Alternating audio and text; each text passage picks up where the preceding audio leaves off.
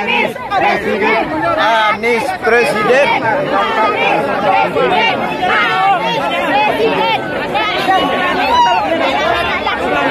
Acara Desak Anies, yang semula direncanakan di Istana Basa Pagaruyung, dipindahkan ke lapangan Cindua Mato, Batu Sangkar. Izin acara Desak Anies kembali dibatalkan pada saat last minute. Kali ini terjadi di Tanah Datar, Sumatera Barat. Calon Presiden nomor urut 1 Anies Baswedan membenarkan izin acara Desak Anies di Istana Basa Pagaruyung, Sumatera Barat dibatalkan izin lokasinya. Akhirnya acara Desak Anies yang rutin dilaksanakan selama masa kampanye pindah ke lapangan Cindua Mato, Tanah Datar, Sumatera Barat.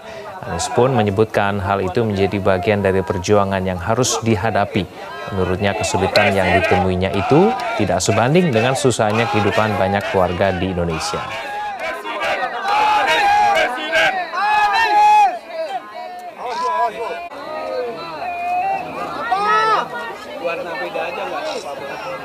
Ya, kami sering sekali mengalami harus pindah lokasi, mendadak izin dibatalkan, lalu kita sudah merencanakan mendadak harus diubah.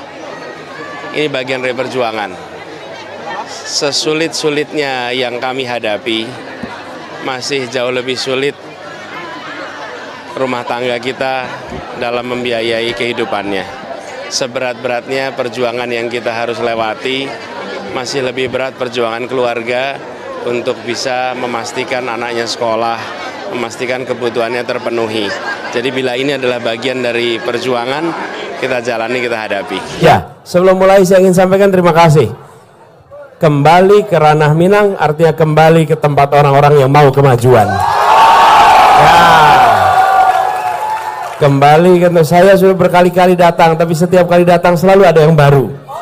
Dan setiap kali ke sini saya selalu merasakan di sini adalah orang-orang yang ingin kemajuan, yang ingin perubahan, yang tidak ingin sekedar status quo. Tepuk tangan buat semua yang hadir di sini. Ya, yuk kita mulai ngobrol ya. Oke, siap, boleh Pak Anies, terima kasih. Bung Ibe. Ya, siap, mari. Terima kasih Pak Anies udah hadir di kegiatan kita pada hari ini dan sedikit cerita mungkin ke Uda Uni semuanya. Sebelum kita mulai, kita bisa memanggil Pak Anies dengan panggilan apa? Sepakat? Panggilannya apa? Apa? Apa Anies? Oke. Apa Anies? Apa Anies sudah bersama kita di pagi hari ini untuk melakukan Desak Anies dari berbagai pertanyaan dari masyarakat yang ada. Dan sebelumnya Pak Anies izin menyampaikan kegiatan Desak Anies di Sumatera Barat kali ini penuh dengan dinamika yang terjadi. Kami sebagai panitia baru mendapatkan informasi atau perizinan tempat keluar ini baru semalam.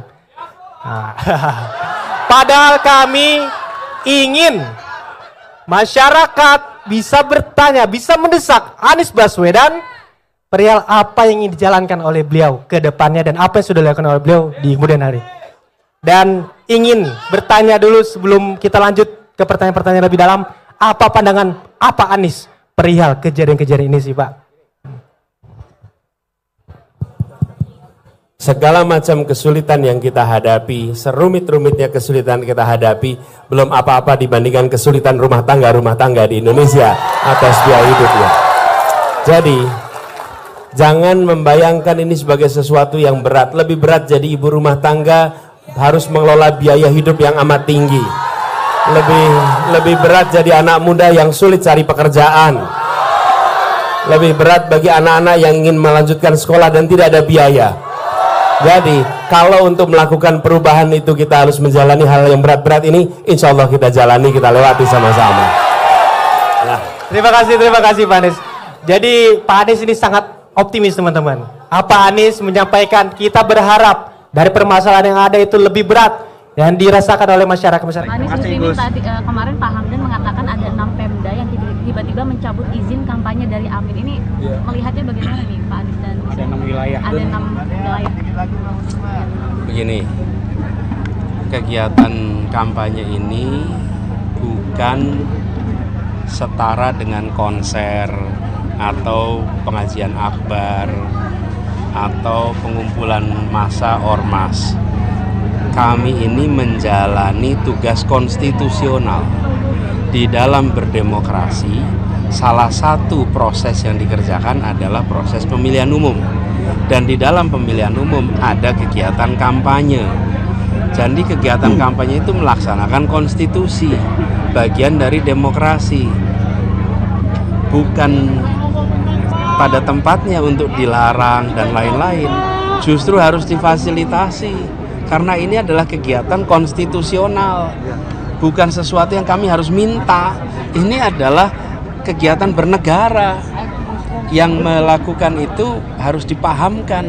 Ini beda dengan ngurus izin konser, ngurus izin rapat akbar, untuk aktivitas-aktivitas non pemilu. Ini aktivitas pemilu. Dan aktivitas pemilu itu justru Pemda harus memfasilitasi. Bukti bahwa netralitas itu ada adalah semua difasilitasi yang sama. Nah, ini harus ditegaskan oleh pemerintah pusat. Tapi Pak Anies kan ini sebagai bentuk pembatasan nggak? Bukan. Menurut saya kita harus meminta ketegasan dari pemerintah pusat untuk menegur semua yang membatasi kegiatan konstitusional berupa kampanye. Ini bukan kita memprotes, bukan. Malah pemerintah pusat yang harusnya memprotes, bukan kontestan. Pemerintah pusat sudah mengatakan netral. Lalu ada pemerintah daerah yang tidak netral. Maka Mendagri harus menegur. Presiden harus menegur. KPU harus menegaskan ke bawah. Bukan kontestan yang harus kemudian bertanya. Malah Presiden dan Mendagri harus menegur kalau ada daerah yang tidak netral. Menjalankan konstitusi. Itu mengatur konstitusi.